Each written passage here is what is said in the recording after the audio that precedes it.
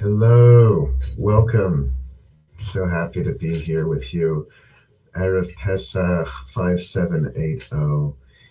Here I'm in Beit Meir in Israel, wherever you are in the world. Um, it's such a special year that when the Jewish people left Egypt, they were sent to their homes before God sent them out. They were sent to their homes and said, "Don't leave, and you'll be spared from the plague, and I can go out of Egypt and bring the sacrifice." And this year too, we're all stuck in our homes, and we're all have no idea what's going on. There's a great confusion outside, great confusion in the world, and we don't know what is going to be. But we know that we're right here, right now, ready to be taken out. We're ready for Seder night. And this Seder is going to be different than all other Seders for many, many, many people. We are doing a Seder with no guests, with our children, which is so special. But many people are going to be doing Seders without anyone, all by themselves. And many people, it's going to be their first year not doing Seder with their family. So it's very, very special. Any words I would use to describe this, I'm sure you all experiencing um,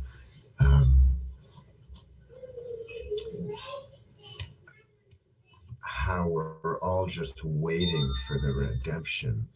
We're all just waiting for this whole buildup of events that has been going on to reveal something, to show us what's it all for, what is going on. Is there going to be a new normal? Are we going to be leaving Egypt? We don't know. We don't know what's going on. And now in America, you're still um, not quite there, but in Israel, we've already burnt our chametz. So first, I'm just going to talk a little bit about that, burning the chametz of our hearts. First, we go and we find all the chametz and we get rid of it. And the main thing is any chametz which is bigger than the size of an olive, so about that big.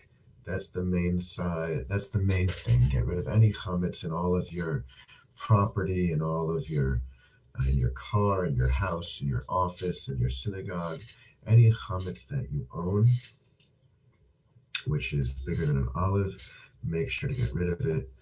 And then the morning of the eve of Passover, we go and we burn it. And there are many beautiful intentions. The Chametz, my teacher, Rabbi Glazer, always points out that if you take bread is very fluffy. Bread is full of other things that are not the main part of the the food. You know, bread, you can eat a lot of it because there's a lot of air in it. Matzah, you eat the same um, you eat the same amount. You eat one loaf of bread, one piece of matzah. You're going to be much more full on matzah because matzah has no air. Matzah is totally real, totally authentic, totally true to truth.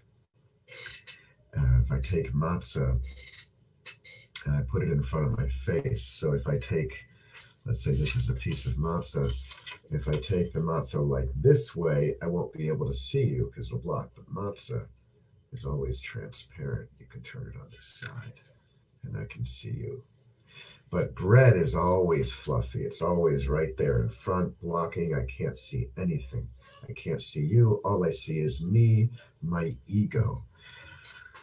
So before my family burnt the hummus this morning, we made a little bonfire out in the street outside our house. And we each took or at least me, my wife, and my daughter. The other two kids are not old enough.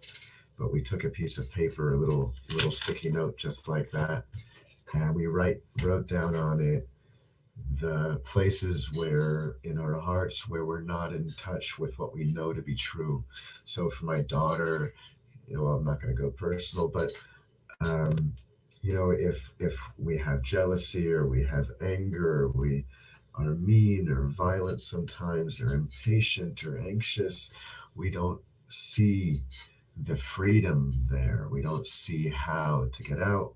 We don't see what to do, but we know that it's not in touch with truth. We know there's some ego, there's some block. It's a bread, it's a big fluffy mess in front of my face, and I don't know what to do with it. But that's why we're coming to Pesach. And we're working a Seder in order. Seder means order, a process, a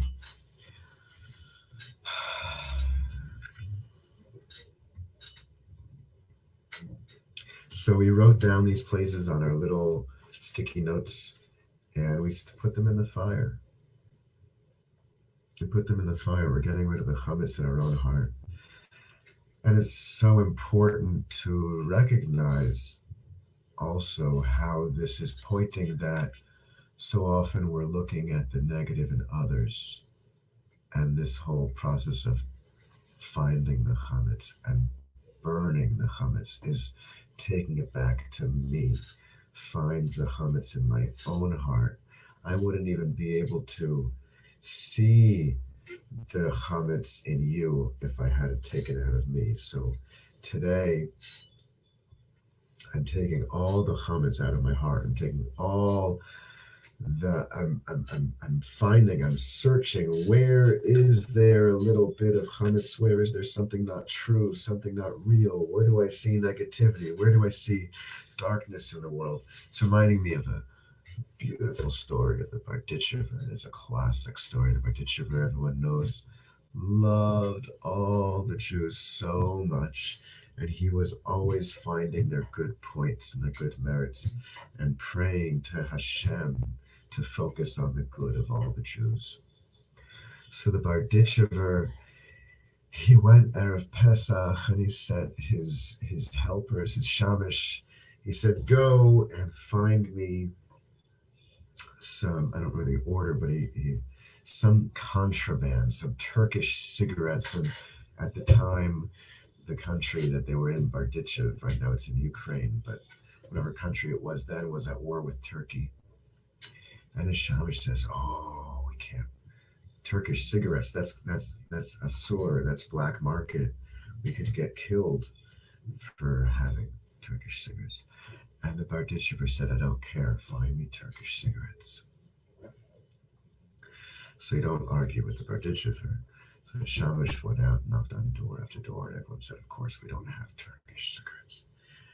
But the Barditchever was insistent, so the shamish knocked on and kept knocking, and he said, "No, no, the Barditchever needs Turkish cigarettes. Please find me." The person said, "You're cool, right?" So he said, "Stay here." He went back to the house, pulled up a floorboard, came back with some Turkish cigarettes. The next one was, I don't remember what it was. And so after two or three of those, the Barditchever says to Shamish, "Okay, now go and find me chametz." And this is already Erev Pesach, where we're standing right now in Israel this time. So the Shamish says, "What? You can't have any chametz now. How can I get?" The Barditchever says, he's insisting. So he goes to all the Jewish houses in the shtetl in Barditchev, and he says, "No, the Barditchever needs chametz. He needs it. He needs it. You have to give me chametz." And he offers to pay them. He says, "Find a little bit." And he also, "We don't have any chametz." So the shamish is a little nervous. What's the Barditchever going to say? But he goes back and says, "No one has chametz." So the Barditchever turns to Hashem and he says, "Hashem, how beautiful your Jewish people. They could get killed for having the contraband, the black market, the cigarettes or whatever other thing it was. They could get thrown in jail or killed. The government will run after them.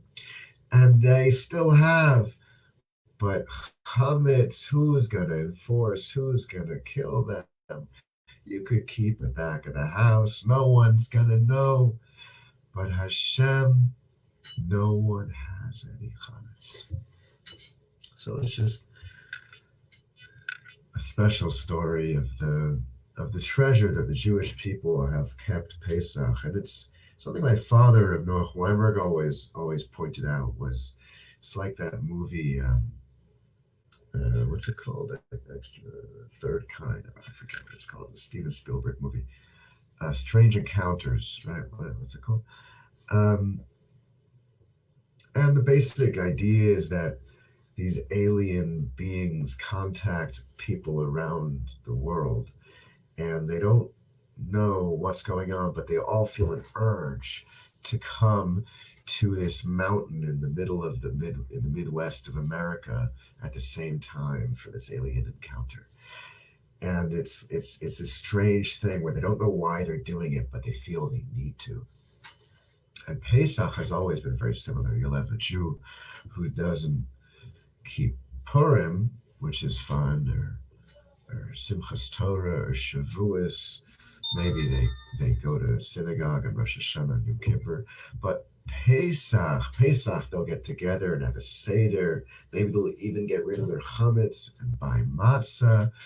And it's so special. And this Pesach, I'm sure, this past Shabbos and this Pesach is probably just the most real. It's the most matzah time we've ever experienced in my lifetime. I mean, like after big disasters, people come together. It's a little bit like this, but here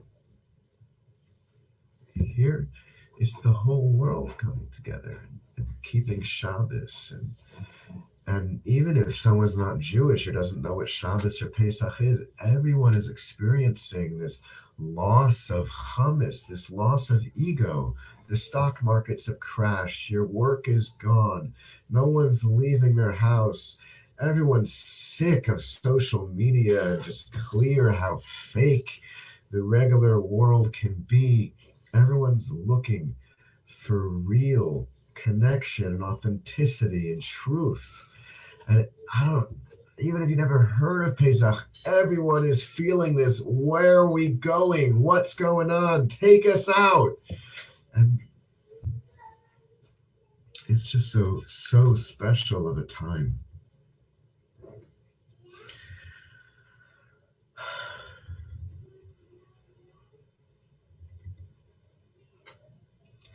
So right here, I'm reading a little bit from Shlomo Carlach. Pesach, where there's a certain mitzvahs in the Torah. You have to have a house. You have to have a place. You can't light the Hanukkah menorah if you don't have a house to light it in. Pesach too, there's a mitzvah to get rid of the chametz from your house. You've got to have a home. Before they left Egypt, which is like the most destabilizing, crazy thing, like going into the desert, they had to stay in their home. They had to stay in their home. And of course, we're all staying in our homes. We're all stuck inside. What does it mean to be in your home? You gotta be in your place. You gotta know who you are. You gotta connect to yourself and your kids, or extensions of you and your wife and your parents. And you need to be in your place. So when you search for your chametz, when you burn your chametz, give a little intention. Say, I'm ready to be real. I'm ready to be truthful. I'm ready to get in touch with my purpose in the world. I'm ready to be honest with myself. I'm open to being redeemed. I'm open to being free. Freedom, the time of freedom. Freedom is such an interesting thing. Right? There's a liberty to do what you want that we have in the world nowadays. But that's not freedom. We all know that. You have the choice between, a million different cars. That's not freedom. You can go to the supermarket, buy 100 types of potato chips, 150 sodas. That's not free. You can be a plumber, you can be an electrician, you can be a lawyer, a doctor. That's not free. The Torah says you can't be free without Torah. Why? What's freedom?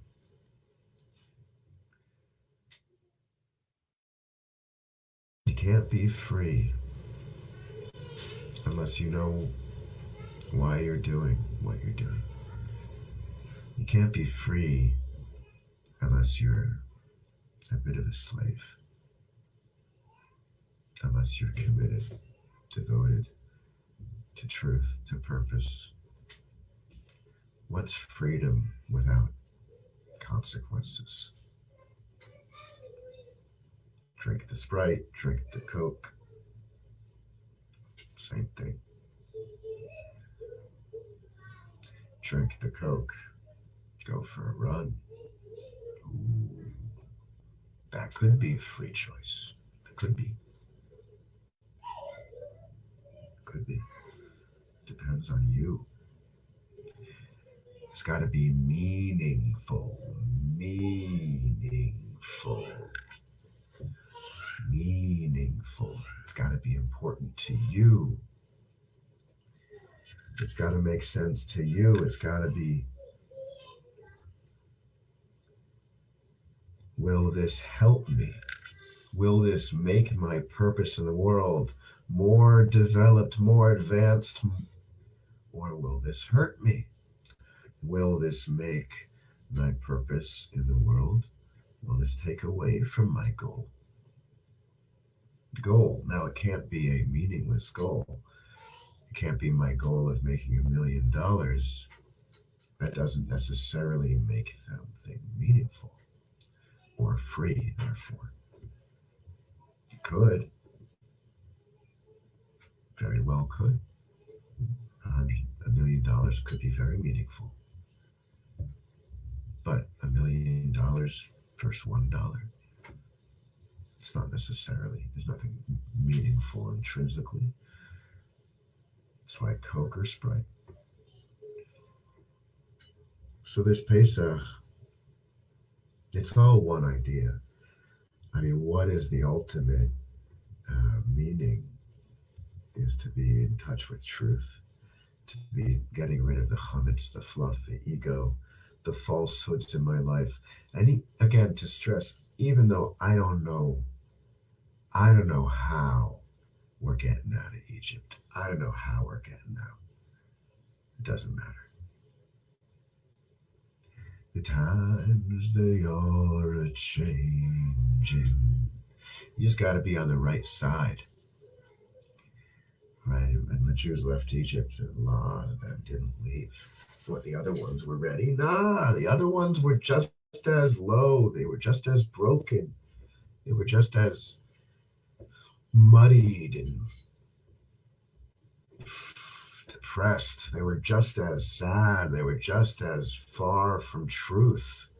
None of them had real Torah or meaning or anything.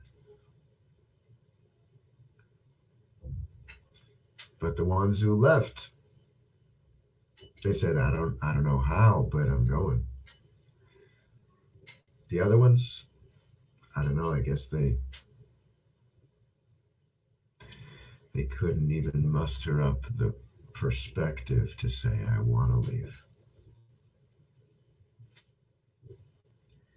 They couldn't even say, I'd like to get out.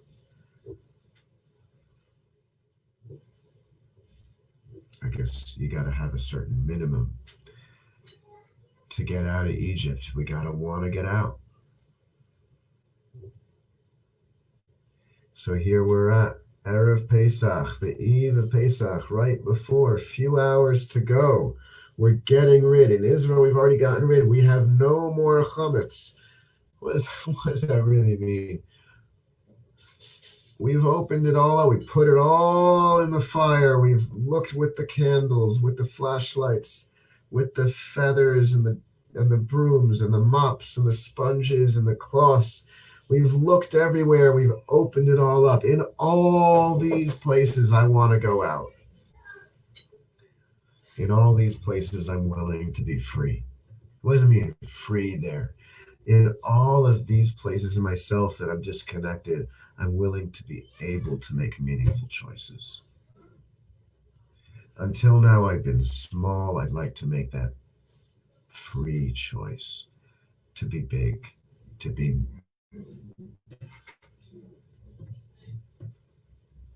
Until now, I've been anxious. I'd like to make that free choice to be assured, safe, confident. I'd like to own my stuff. I'd like to apologize when I'm wrong, when I've hurt someone. I'd like to be a good father. I'd like to be a good son. In all the ways I've been stopped, I'm willing to go out of Egypt. I'm willing to be able to make free choices. And like we said, the main freedom is only with Torah. It's only with a bit of slavery. It's only with a bit of slavery. But this time, that slavery is not blindness, not knowing ourselves, fear. This time, that slavery is service. It's commitment, a desperation to be one, desperation to have relationship,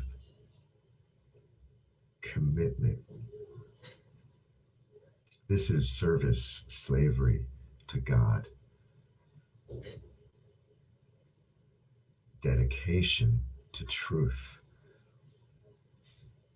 Only with dedication to truth can we have real freedom that creates meaning.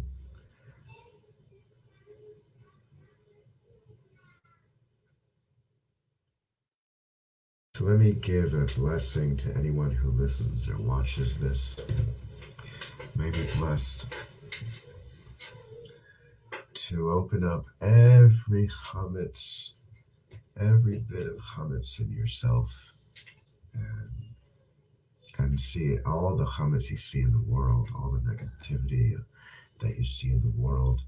Go and find it in your own home. We said, Pesach, you need to have a home because you just search your home. One of the mitzvahs, you need to have a home. So find all the chametz from the whole world in your own home and bring it out to the light of the candle, the light of the fire. That you want to go free, that you want to be real there, that you want to have meaningful, free choice. You want to be a free man, a slave to no person, a slave to no falsehood, a slave to no fear, a slave, a servant dedicated to truth, honesty, authenticity. And let this Seder tonight be one that you are able to choose to find meaning in. That you can create some new awesome experience of freedom. You can unlock some new truth in your life.